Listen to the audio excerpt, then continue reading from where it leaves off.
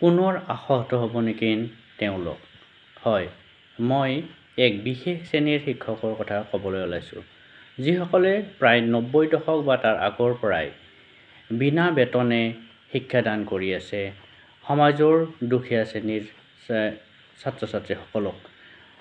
সমাজে ৰাইজে প্ৰতিষ্ঠা কৰা অসমীয়া মাধ্যমৰ এই শিক্ষানুষ্ঠানসমূহৰ আজিৰ অৱস্থা খুবেই দুখ লগা।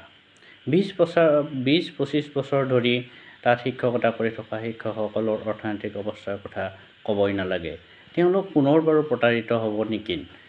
আমি যদি ইতিহাসলৈ চাওঁ যে কংগ্ৰেছ চৰকাৰৰ শেষৰটো কাৰ্যকালত শৰৎ বৰকটকী ডাঙৰীয়াৰ শিক্ষামন্ত্ৰীত্বৰ কালত একেবাৰে শেষৰ ফালে তদৰ্থভিত্তিক তেখেতসকলক নিযুক্তি দিওঁ বুলি 15,000কৈ দৰমহা দিওঁ বুলি প্ৰায় সিদ্ধান্ত এটা লৈছিল যদিও শেষ ৰাতি সেই সিদ্ধান্তটো কাৰ্যকৰী কৰিব নোৱাৰিলে।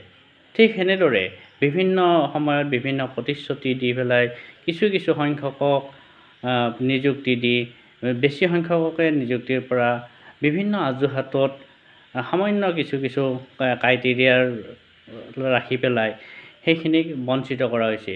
এইবাৰো সেই একেখিনি কথাই বাৰু হ'বলৈ গৈ আছে নেকি? মন্ত্ৰীৰ চল চাতুৰিৰে কৌশলী মন্তব্যৰ দ্বাৰাই এই সজা শিক্ষকখিনিয়ে সহজ সৰল শিক্ষকখিনি বাৰে বাৰে প্ৰতাৰিত হ'ব নেকি? এইবাৰো অতি সহিষ্ণুভাৱে যদি আমি চাবলৈ যাওঁ তেতিয়াহ'লে এখন কেবিনেট ছাব কমিটি গঠন কৰি দিলে জয়ন্ত মল্ল বৰুৱা ডাঙৰীয়া, শিক্ষামন্ত্ৰী ডাঙৰীয়াকে আৰু কেশৱ মহন্ত ডাঙৰীয়াক তিনিজনীয়া এখন শক্তিশালী কমিটি গঠন কৰি দিলে।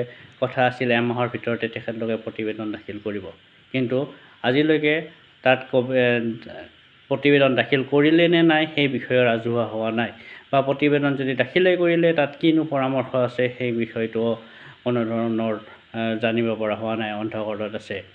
কেৱল মুখ্যমন্ত্ৰীয়ে মাজে মাজে কৈ থাকে যে প্ৰাদেশিকৰণৰ কিছুমান ষ্টেপ লোৱা হৈছে বুলি। সেইদিনাও কেবিনেটত ছাৰ্ভে কৰিবৰ কাৰণে বিষয়াসকলক নিৰ্দেশ প্ৰদান কৰিছে। কিন্তু আমি যদি ভালদৰে চাওঁ তেতিয়াহ'লে এইখন যদি সংশোধন কৰিবলগীয়া হয় তেতিয়াহ'লে হয়তো ছেপ্টেম্বৰ বা অক্টোবৰ মাহৰ অধিৱেশনত সংশোধন কৰিব। তাৰ পিছৰ প্ৰক্ৰিয়াটো ইমান সহজে হ'ব বুলি আমাৰ মনে নধৰে। অৰ্থাৎ 25 চনৰ ভিতৰতে আমাৰ প্ৰাদেশিকৰণৰ কামবোৰ হ'বনে নহয় সেই বিষয়টোক লৈ আমাৰ শিক্ষক সমাজ চিন্তিত হৈ আছে।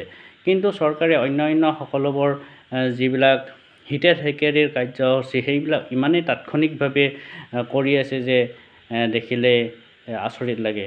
খুব ভাল কথা, তেখেতসকলে হিতাধিকাৰীক সহায় কৰিছে, আমাৰ ক'ব লগা একো নাই। কিন্তু যিসকল যোগ্য, যিসকলৰ চৰকাৰে ধৰি দিয়া সকলোবোৰ মাটি ইউডাইজ ছাত্ৰ ছাত্ৰী থকাৰ পিছতো সেই বিদ্যালয়সমূহৰ প্ৰাদেশিকৰণৰ ক্ষেত্ৰত কোনো ধৰণৰ বাধা আহিব পাৰে বুলি আমি নাভাবোঁ। গতিকে আমি মুখ্যমন্ত্ৰী মহোদয়ক বিনম্ৰভাৱে অনুৰোধ জনাওঁ যে তেখেতে এই বিষয়টো অতি দায়িত্ব সহকাৰে লওক, অকল ৰাজনৈতিক দৃষ্টিকোণৰ পৰাই নহওক, দায়িত্ব সহকাৰে লৈ এই দুৰ্ভগীয় যোগ্য শিক্ষকসকলক ন্যায় দিয়ক আৰু তেখেতসকলৰ শেষৰটো খুব বেছি 4-5 বছৰ বা 2 বছৰ 1 বছৰ বা কিছুমান হয়তো এমাহ আছে, তেখেতসকলক যদি সেই অন্তিম সময়ত এটা সন্মান দিয়ে, এটা মৰ্যাদা দিয়ে তেতিয়াহ'লে মই ভাবোঁ খুব ভাল কথা হ'ব।